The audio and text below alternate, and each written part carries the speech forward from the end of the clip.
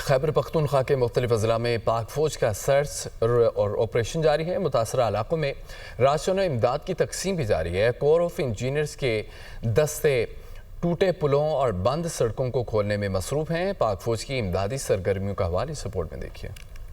کے پی کے مختلف اضلاع میں سیلابی ریلوں سے نقصانات۔ بنیر، شانگلہ، سوات میں پاک فوج کا سرچ اینڈ ریسکیو آپریشن۔ متعدد بند سڑکوں اور شاہراہوں کو ٹریفک کے لیے کھول دیا گیا۔ متاثرہ آبادیوں میں راشن کی تقسیم کا عمل بھی زور و شور سے جاری۔ بنیر کے گاؤں چوراک میں پاک فوج کے دستے ریسکیو آپریشن میں مصروف رہے۔ آدم خیل میں تباہ شدہ مکانات کے ملبے تلے دبنے والے افراد کی بحالی کا سلسلہ بھی جاری رہا۔ متاثرہ خاندانوں کو ضروری اشیاء فراہم کی گئی۔